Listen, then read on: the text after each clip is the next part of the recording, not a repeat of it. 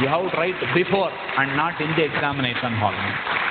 And also don't look at, will I get a practical opportunity, professional opportunity of doing all this? Not required. Say for example, in accounting we study amalgamation and absorption. In partnership accounting we study death of a partner. In every firm, it is not possible for a partner to keep on dying in every financial year. And not on the specified date exactly 30th September, so that half-yearly accounts. It's not possible, it's not practically possible. And you know how many amalgamations and absorptions are taking place in this entire country in 1 year? It's not possible practically to learn all this, develop every practical knowledge and thereafter come into the examination hall. That's not possible at all. So first learn theory, what is required from your examination angle. Learn thoroughly from the textbook. Do not compromise on learning. That's very, very important aspect. And when you learn, don't try to translate into marks and learn. This topic is for 5 marks. This topic is for 6 marks. This topic is for 7 marks. If you designate or if you look at everything in the form of numbers, you will not gain control over that particular area. First look at what is the concept involved. Read many times in order to understand. First time it is not possible for us to understand. Very much normal. It is not always necessary that we should understand everything in one single stroke. A new toothbrush will first prick the gums. It will prick. Maybe blood will come out for the first day, even second day also. We don't take a very aggressive stand that from tomorrow onward I will not brush my teeth at all. Of course, individual habits will vary, but general assumption. Right? I can't talk on behalf of many of you here. So individual habits are bound to be different. But general assumption, we don't take such an aggressive stand. So you have to consider many times doing a particular area in order to gain control over the particular one. That's a very, very important requirement. And also, most important, reading anything once will not contribute to effective memory in the examination. After you qualify, the environment in which you are going to operate, a professional environment, is entirely different. A client comes to me with a problem in capital gains. I may know the subject, I may not know the subject, either way. Two possibilities are there. The general assumption is, I might know the subject, I might know the subject. But across the counter, I don't give him any opinion, I don't give him any answer. I will study all the paper and then tell him, yours is a very important issue, I need time to apply my mind, come after 1 week. The client understands, because these days, if you want a expert, reliable professional opinion, you should give time to the professional to apply his mind. That's the present requirement. In fact, you go to any leading professional, you can't tell your problem at the time of the meeting. You have to first fix an appointment, first send the terms of reference. About what matter you have to talk to him. About this portion in capital gain, send the terms of reference. Then fix an appointment and explain the meeting, explain the situation, and thereafter respond to queries that he raises, and thereafter get an expert professional opinion. That's the way you can get reliable professional advice these days. Let us be very clear about that fact. So my client comes to me with a capital gain problem. I tell him I will give him the opinion after 1 week. In this 1 week time, I have access to all the textbooks which are available. I have access to all the electronic media sources which are available. I can refer to any of my friends and get the doubt clarified. Whatever textbook I want, I can read. Anything is possible within that 1 week time. And after that 1 week, I can give not one answer. I can give him, this is plan A, you can do like this. This is plan B, you can do like this. This is plan C, you can do like this also. Plan D, E, F, like that. And finally, one conclusion, do whatever you want. And then disclaimer clause. I am not responsible for any of the actions taken on behalf, based on this report and all that. Standard disclaimer clause also I can give. This is the way a respectable professional operates. But a student is put in a very difficult situation. One of my friends says torture situation for a student. One, you don't have the question paper circulated to you along with the hall ticket. That possibility is not there. Second possibility, in the examination hall, you cannot refer to any textbook. You cannot see your own notes. We won't see because we know what you have written, so we won't see. That's a different issue. We'll come to that later. Then we can't ask of our friend who is sitting next to us because we don't know whether he is knowledgeable or not. he is like us. We know that. Therefore, we will not. We believe in him. We believe in us. Therefore, we will not ask any doubt. And also, we can't say come after 1 week. Institute will say, Raja, you come after 6 months. That's the institute response. This is the background in which you are operating. Please note, it is not a capital gain problem alone, right? You have to handle house property, you have to handle income from salaries, you have to handle, in that particular day, service tax on the same day, correct? You have to handle value-added tax on the same day, and 2 days down the line, accounting you have to handle, then again auditing you have to handle. This is the stress, costing already over 2 days back. So that's history, right?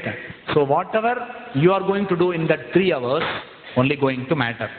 For that, memory is very, very important. I repeat, memory is very important. And when you memorize anything, objective is to remember what is available. And remember the same as what is available in the textbook. Sir, are you asking us to mug up what is there in the textbook? I am not using the exact words, but that's the effect I want. I am not using the exact words. And also, please tell me, correct me if I am wrong. Can I write any word other than the 3 prescribed conditions and still get the mark for Caro exemption for a private company? Can I write anything on my own? Instead of paid up capital, I don't like paid up capital. I believe in authorized capital. I believe in subscribed capital. No, I cannot believe in all this. I have to see what is there and believe only that particular area I have to write. This is the way answer is expected in the examination. Let us first mentally tune ourselves for that preparation. Also, see in what manner we have come across in all our studies. Multiplication tables we have learnt. Have we? I have learnt. What about you? Yes? When you learn 4 tables, 4 into 1, 4, 4 into 2, 8, like that when you learn, immediately after one line, we don't immediately go to a practical situation, practical problem I will solve, and then come back and learn the next line, 4 into 3, 12. That's not our approach at all. Our body system is not oriented for that. Our physical and mental system is not oriented for that type of learn one line, then immediately practical, then come back to the 3rd line. We will be like this example to convey that memory is first priority, practical learning is the 2nd priority. That's the way in which you have got to work. In fact, if you concentrate on memory, automatically the understanding part takes place. Our examination system is in such a way that it focuses primarily on the memory. Again, don't mistake me, don't misquote me saying that practical learning he has told it is not at all required. Sorry. I never told practical learning is not at all required. In fact, practical apprenticeship training, articleship training is one of the hallmarks of our professional learning. That is going to fetch us the minimum market value once you qualify in the final examination. That is what going to give us an edge over the other finance professionals. When you prepare for your examination, focus is different. When you do it for in the practical world, focus is different. If in an office work, somebody asks you to prepare an audit report, very simple concept is, we see what was done in the last year, copy paste, change the year, change the company name, if there are modifications, that's the way we operate. In the examination, final examination question, give an example of the scope paragraph in the auditor's report, you have to write physically by your hand. That means you should have it in your memory. You can't say, refer to textbook, page number so and so. Not possible. You can't say, please, practically, I copy paste from the last year's data. Therefore, company may refer to last year data, auditor may refer to last year data and prepare the report accordingly. Over. No mark can be given for all this. There is a limit to your so-called wording called practical training. There is a limit to your practical learning. When you read, learn with a view to face the examination requirement. That will give you an edge or control over other competitions or other factors. Your marks in the examination have an advantage for you when you attend an interview or when you are going to project yourself as a professional before other institutions. So never compromise on that learning. Ensure that you do your studies properly and effectively. When you write the answer in an examination, how to write the answer? If there is a 8-mark question, how many points we have to write? 8 points. If it is a 3-mark question, there are 12 points given in the textbook. Should I write all the 12 points? Not necessary. 3 points. If you write, that's sufficient. When you read, don't read only 3 points. Read all the 12 points. If you read all the 12 points, effectively around 6 or 7 will remain in your memory. Only 6 or 7 will remain in your memory. This is the normal effect on the human brain. So if you remember those 6 or 7 points, that's very much sufficient. You write those 6 or 7 points, that is good to start with. If the same question comes for 12 marks, then how to handle that answer? 7 or 8 points already is there in your mind. By the time you write the 7th or 8th point, the balance 4 points also will come to your memory. That's the inherent strength of the human brain. You do not know how it is operating, but that's God's creation, that's how it operates. Supposing I were to walk into a restaurant for having food. It's a place that I have visited 3 months earlier or 6 months earlier. When I sit here, I will not be able to visualize what all dishes I had in that restaurant 3 months back or 6 months back or 1 year back. If I sit here, I will not be able to visualize. When I walk into that restaurant, then at that point of time, it is possible for me to recall. Is it possible for you also like that? That's the impact of the human mind. Please note that every time you walk into a restaurant, you don't make a conscious effort to memorize. Now, I have come today, 10th August, with these people in this place. I have eaten so much. They have eaten so much. This is the bill amount. These are all things that we don't try to memorize. It all sticks to our mind. It all sticks to our mind very naturally without even we realizing that. Subject also sticks to your mind, provided you do it naturally, you enjoy what you are doing. That's the most important aspect. You have to really enjoy doing the course. I assume that you are doing the course on account of your own free will and consent. Am I correct in that assumption? Or maybe due to undue influence, coercion, or by mistake I joined, I don't know what I was doing. Misrepresentation sometimes, coercion many times. Then I also assume that we are of sound mind when we enter this course. Right? These are all factors which we teach free consent, and the assumption is we have this free consent. For argument's sake, we can add so many points. For argument's sake, we can talk lots.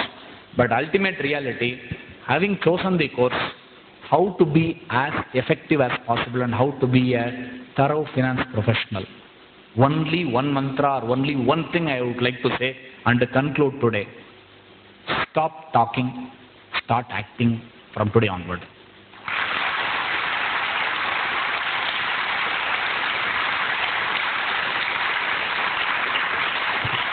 Stop lamenting, "Ayyo, this is difficult, that is difficult, I can get only 35, this is not sufficient, that teacher doesn't know debit, he knows only credit, this person doesn't know credit but he knows debit properly."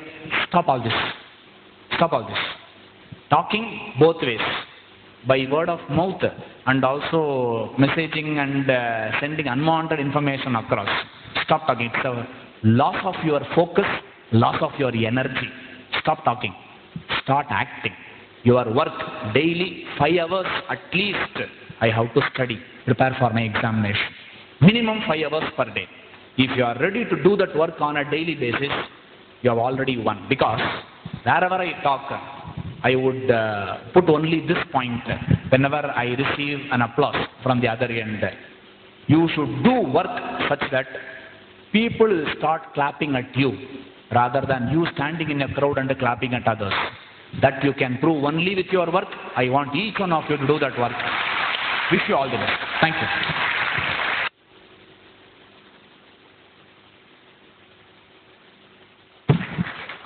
Thank you, sir, for giving your valuable insights on how to compete in CA exams. I also would like to thank you for chairing this session. I now invite CA Akkaya Naidu, sir, to present a memento to CA B. Saravana Prasad.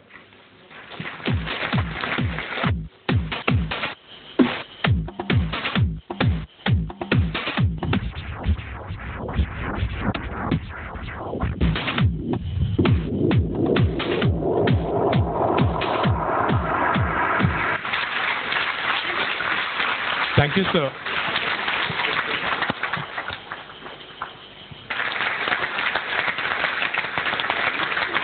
And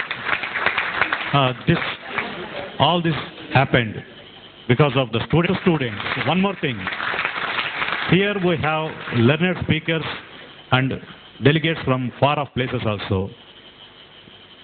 They have observed the crowd gathered here is very disciplined. Nobody is going out while the sessions are going on. This is a fantastic feature. This is a fantastic and applaudable feature on behalf of the students. We all applaud your patient hearing and full attendance.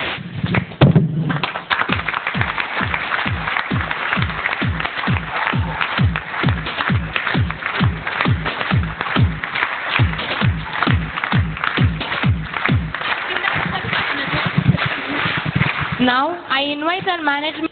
Their dedicated service has really made this event a